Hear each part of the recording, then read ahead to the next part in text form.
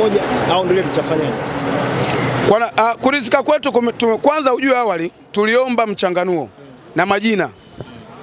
Tuliomba mchanganuo na majina yote kwa pamoja ya wale wote ambao ni washiriki na wamepata pesa, na yale majina yalikuja na yakasomwa yote kwa pamoja, na tukajiridhisha wote ambao walishiriki, tukawaona ilikuwa kasoro watu watatu nimezungumza. Kwa hiyo tumeridhika kwa kiwango kikubwa, kwa sababu wote tulitaka haki ifanyike. Tumalizie na hili swali moja la mwisho. Godi jana ameibuka na kusema kwamba ilikuwa ni script ama ni movie ambayo imeandaliwa, kwamba hata wewe ulikuwa unafahamu na Godi pia alikuwa anafahamu kwamba ni movie ile mmeicheza. Ni kweli? Ujue kuna wanachama ambao wanalipa ada.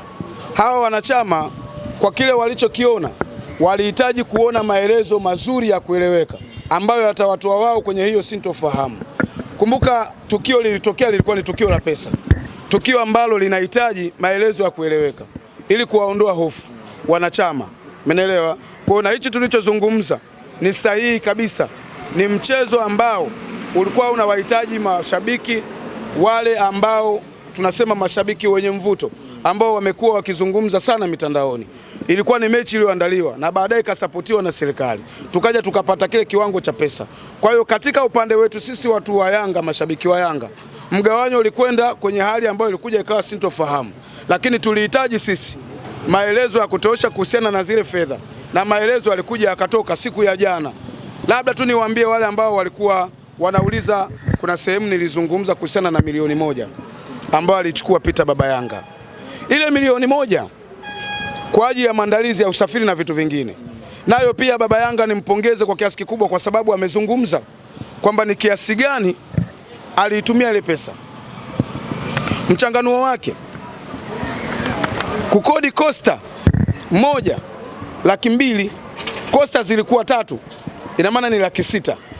Kuna vigoma kama mlivyoona, vigoma vilikuwa 2, vile navyo vimelipiwa pesa, sio, umeelewa?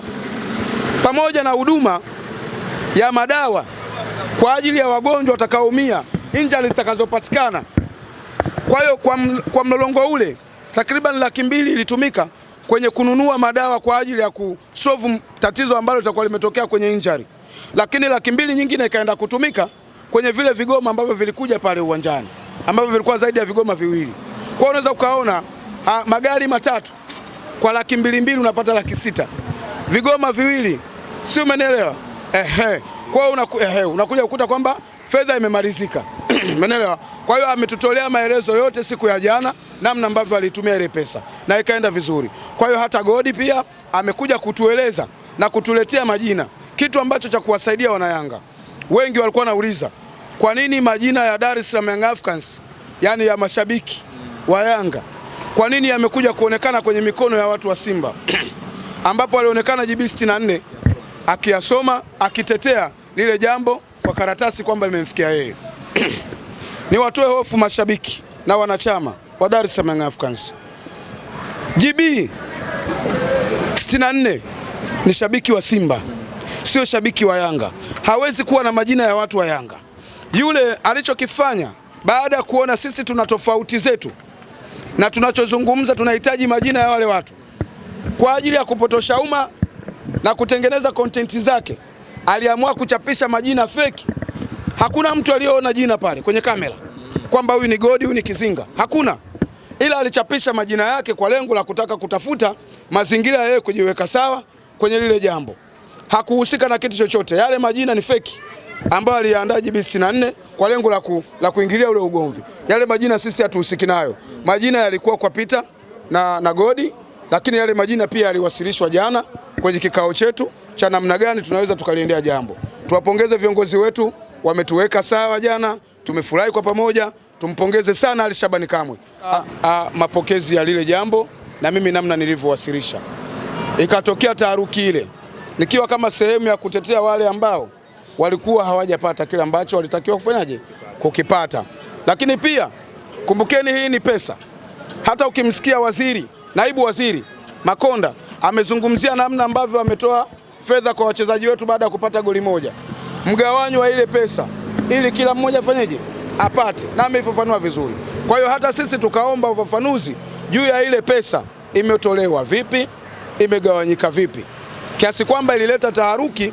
Watu wengine wakaenda mbali zaidi, wakasema kwamba huenda klabu ya Dar es Salaam Africans inakilea hichi kikundi cha Yanga Influencer kwa kuwasapoti, kwa kutoa fedha.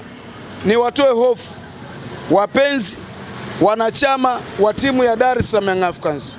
Kikundi cha Yanga Influencer ni kikundi ambacho ni cha kusapoti timu yetu, ni kikundi ambacho kinatumia nguvu yetu wenyewe. Hatusapotiwi na timu kwamba itoe fedha iwalipe watu, hapana.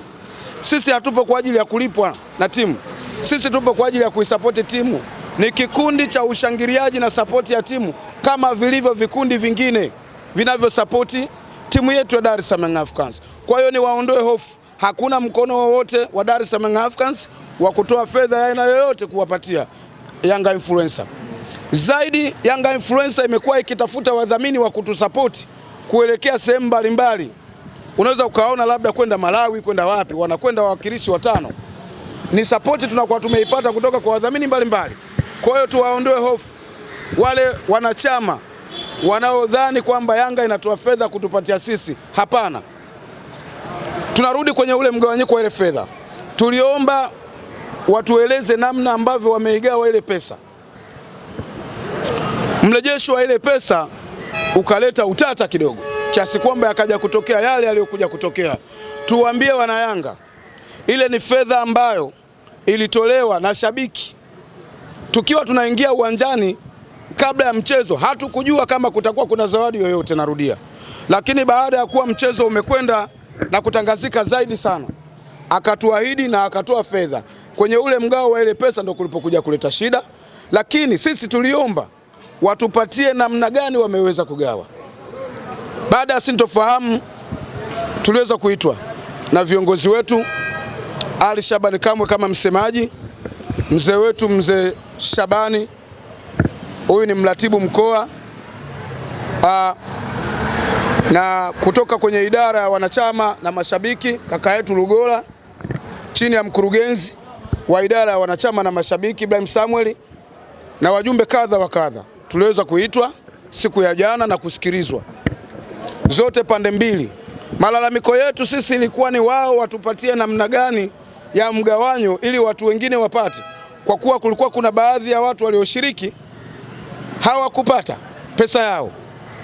Kwa hiyo tulihitaji ili wote tukae sawa na watu wengine wapate, kama mashabiki na wanachama ambao tumeshiriki kwenye lile jambo. Nimpongeze sana Ali Shabani Kamwe kwa kulisimamia lile jambo. Ndio maana unaweza ukaona wote tulifurahi jana na kucheka na kucheza. Nitumie nafasi hii pia kumpongeza Godi Yanga, baba Yanga, wale ambao nilikuwa nikiwazungumzia sana. Walikuja jana na yale majina ya uthibitisho wa kile ambacho kinachotakiwa kuwekwa pale, wakayafikisha mbele ya viongozi wetu, na viongozi wakayasoma majina, huku tukiulizwa mnamfahamu huyu na huyu, tuliokuwepo pale tukaitika ndiyo. Majina yalikuwa 97 kasoro watu 3. Tukathibitisha yote majina yamekuja pale na tukaridhika wote. Lakini wale watu 3 kwa nini hawakuwapata? Jitihada za kuwapata zilikuwa ngumu kutokana na mawasiliano kutokuwa mazuri. Lakini kwa kuwa mimi nilikuwa na mawasiliano nao kama kapteni wa mashabiki, niliweza kuwasilisha majina ya wale watu. Baada ya kuwasilisha pale, walipigiwa simu, akiwemo bwana mdogo mmoja anaitwa Charles. Huyu alicheza beki namba 4 mara baada ya Ali Shabani Kamwe kutoka, akapewa kitambaa cha ukapteni. Bwana mdogo alishiriki mchezo ule, alikuwa hajapata, lakini nikawasilisha jina lake pale. Tumpongeze sana Godi Yanga na Peter baba Yanga. Walitoa maelezo kuhusu watu 3 kwamba hao watu 3 ambao unawaona hawapo hapo, mzigo wao upo, tunao hapa. Kama kuna mtu yeyote anamfahamu amlete. Kweli niliwasilisha majina ya wale watu pale mbele ya msemaji wetu. Waliingiziwa 200,000 zao ambazo zilikuwa ni 600 zilikuwa zimebaki, kwa wakawa wameitoa. Baada ya kuitoa, jambo limekwenda vizuri. tumefurahi kwa pamoja wote. Kwa hiyo niwaambie wana Yanga, tuwape pole wale ambao walikuwa wamereact kuichukulia hii picha tofauti, kwamba kwa nini kuna kikundi cha Yanga influencer viongozi wanakilea kwa sababu 1, 2, 3. Tuwatoe hofu kwamba ni kikundi ambacho kipo kwa ajili ya kuisapoti timu yetu ya Yanga, ni kikundi ambacho hakipewi hata shilingi 100 na viongozi wetu wa Yanga, ni kikundi ambacho kinatafuta wadhamini kwa ajili ya kwenda kuisapoti. Tunajitoa kwa ajili ya kusapoti timu yetu. Kwa tuwapongeze sana viongozi wetu, wamepambana kuliweka sawa jambo hilo. Tuwaambie wanachama wa Dar es Salaam Young Africans, tuendelee kulipa ada zetu, ziko kwenye mikono salama. Tuendelee kukata kadi, iko kwenye mikono salama. Kwa hiyo kitu ambacho kilikuwa kinazungumzwa zaidi ilikuwa ni hiyo, lakini jambo limekwenda vizuri, tumeweza kufurahi na kucheka kwa pamoja.